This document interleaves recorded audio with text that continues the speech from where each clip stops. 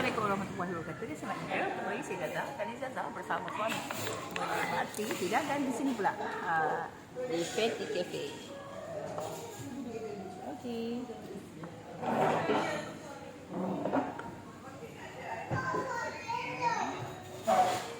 Okey. Kita tak pakai baju sama hari ni sebab jabat Zaza yang ada jamuan raya dan pejabat suami belum ada lagi. Kadang kita orang pakai baju sama. Okey. Kami makan laksa kat sini. Di Fatty Cafe ni. Katanya laksa ni sedap. Tapi Zaza kurang sikit makan laksa. Makan yang mangkuk kecil. Mangkuk besar sebab dia adalah peminat laksa. Lepas tu Zaza buat minyak air. Dalam gambar tadi dia warna biru hijau kan.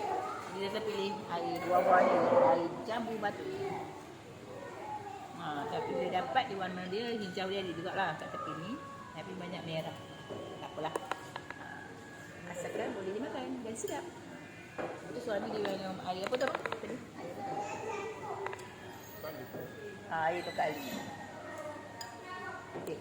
Dekat sini yang best dia, lepas kita makan jamu selera di sini, di Fatty Cafe ni. Di sana. Kita boleh shopping. Shopping kat sana. Dekat atas sana.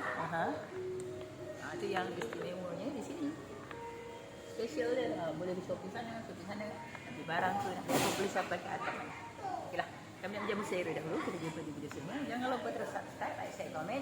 YouTube kami ada 1.4K lebih. Nak masuk 1.45. Alhamdulillah.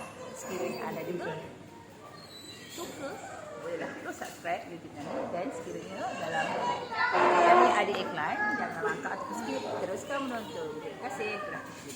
Jangan lupa terus subscribe, like, share, komen YouTube kami. Kita taruh selalu.